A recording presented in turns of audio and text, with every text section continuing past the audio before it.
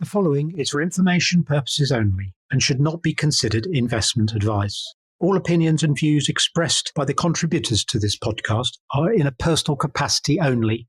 They do not represent the views of Progressive Equity Research or any other organisation mentioned in this podcast.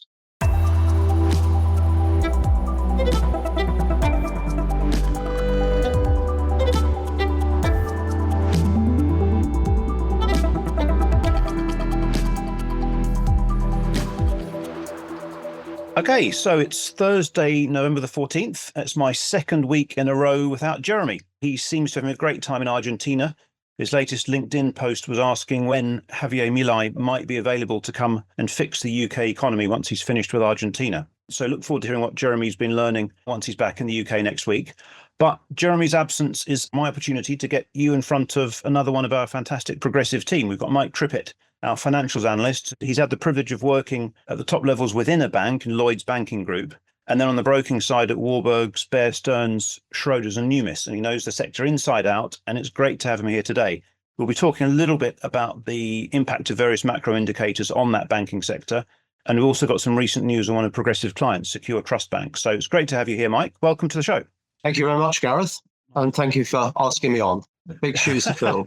They are big shoes to fill, absolutely. But no, I'm looking forward to hearing what you think about the sector and also about Secure Trust in a couple of minutes. But before we get to that, we do need to talk a little bit about the goings-on from a macro perspective this week. The main data has actually been the US CPI that came out yesterday. That print showed a bit of an uptick from 2.4 to 2.6%.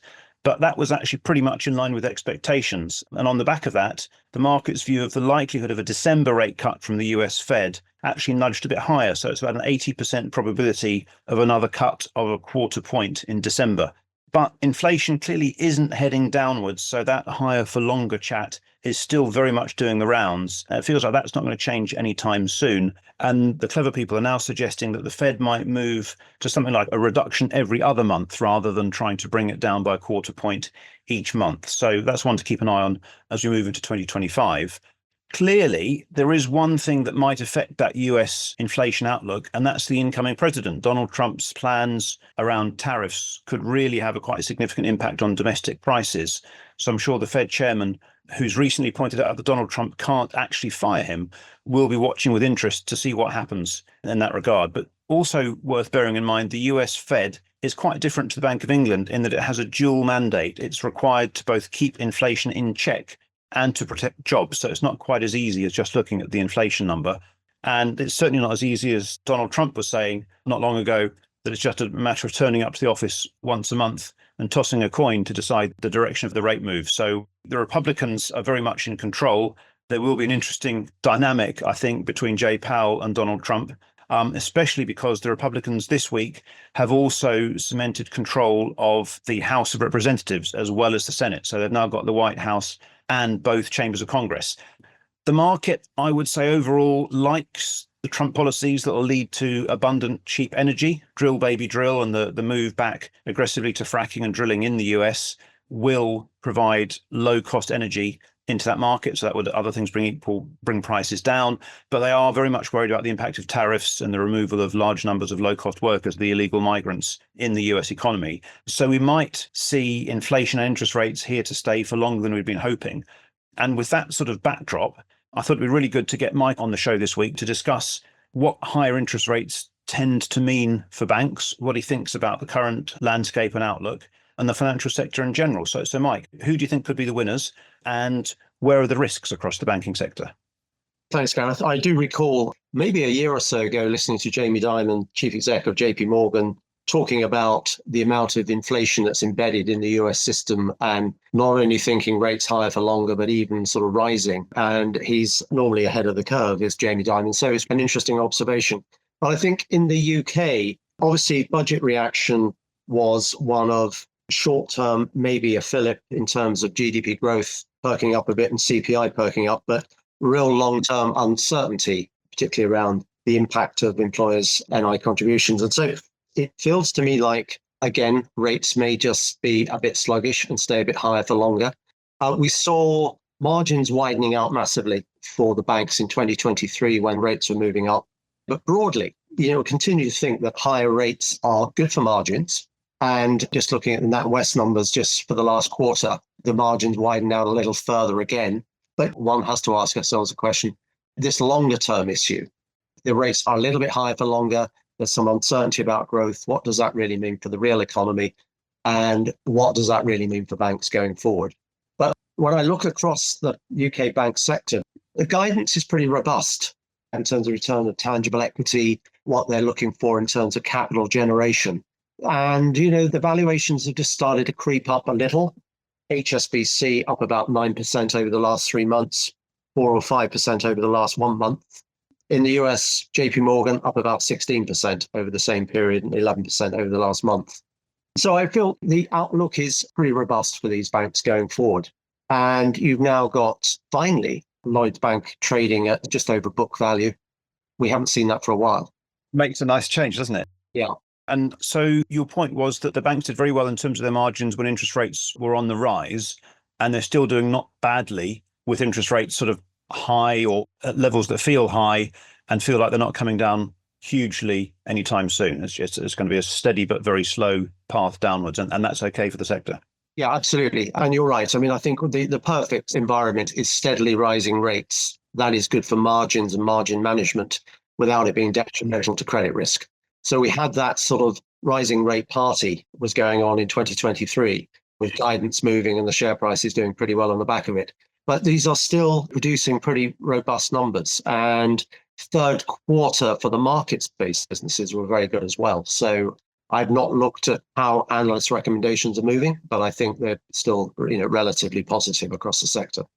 And you mentioned that the credit risk. Has there been any material sign of credit deterioration, or is it still too early to see any dramatic pressure from that side of things? Well, I've not seen any massive deterioration, but bearing in mind that we now are on the sort of expected credit loss where we've got to look at the lifetime of the loan, which is really quite tough to do, I think. But I don't see any sort of huge moving numbers there in terms of guidance. No, that's good. And if the consumer or corporate borrowers have managed their way through interest rates where they've been, one would hope that will get steadily easier if rates do continue to trend downwards, even if it's a bit slower than we'd hoped for. Yeah. Okay, well, that's fantastic. Great to get that insight, and lots to look forward to. But it is nice to see at least one sector which can do nicely out of the higher for longer frustrations which the rest of the economy is battling through. So, Mike, thank you very much indeed for that. It's great to get that insight. In terms of other news closer to home, progressive clients, we've had H1 results from Zoo Digital, the provider of subtitling and dubbing services into some of the world's biggest video content producers. Their first half results did show a steady return to normality in their markets. They've been really quite jolted over the last several quarters or half years. So it's good to see that steadily returning to normal, but it is slightly clouded by a lack of near-term visibility. So there's a bit of pressure there, but starting to see the markets beginning to recover there. We also had an update from the brickmaker Forterra, who was saying that, yes, markets have been tough and remain so, but they're maintaining guidance and they're hopeful of an uptick on the back of obvious anticipated improvements in the house building segment, very much on the back of the government's pledges around new houses. So a lot to look forward to from Forterra into 2025. And we've introduced forecasts, I think, for FY26, which is always a nice sign of confidence as analysts bring in new estimate in outer years, as we've talked about before. And then we had an update from Petrometad, which has seen decent flows from one of their two wells, a few challenges around Heron 2, the second well, but overall good to see Heron 1 performing pretty nicely. And then last, but by no means least, this week saw a capital markets day from Secure Trust Bank. And by great coincidence, it's fantastic that Mike's here to talk more generally about the sector. So it would be remiss of us not to have a quick discussion about Secure Trust and their CMD from yesterday. So Mike, what did you learn and what were your key takeaways? Yes, so Secure Trust Bank, we initiated coverage on Secure Trust back in the middle of the year. And what I like about this business is from an analyst point of view, it's the disclosures clear, what they've done in terms of restructuring the business, the 4 clear business lines. You can see where they're going with this business and very clear targets and what management is trying to achieve. And in terms of return on equity, in terms of cost targets, very strong cost story coming through. And what they've done is done a showcasing of each of these businesses. And this was the third one yesterday. It's done online. It's about an hour and a half. The senior management of each team talk through what they're doing. And yesterday, it was the commercial finance business, which is about 11% of Secure Trust loan book. And essentially, this is asset-based lending. So invoice discounting against a variety of products or collateral. And what came across loud and clear is they've got the full product set. They work very much on tailored solutions. They've got a business model that's very scalable. So they produced a 65% loan growth over the last 3 years, but their income has doubled. And so, as I've said in the note that went out today, it's a compelling strategy as to how they can continue growth in this business. One of the interesting parts about this, I think, is their distribution network, which they partner with private equity firms, advisory firms. So their direct contact is about 5% of their overall distribution. They work very closely with private equity, and I think that's a sort of an interesting choice. Keeps their distribution costs low, keeps their commissions and brokerage almost down at zero. The year's headwind, we should talk about the headwind, but it's very difficult at this stage to calculate or to estimate because it's affecting the vehicle finance sector enormously. And this is around discretionary commission arrangements, which was all very clear and in the public domain. But we had the UK Court of Appeal decision on October the 25th, which was the implications were much broader for the sector. So I think it's fair to say we're on pause at the moment while we try and work out what the implications are. And I think all of the businesses involved need to spend some time looking at this. So we're sort of waiting and thinking about what the impact will be.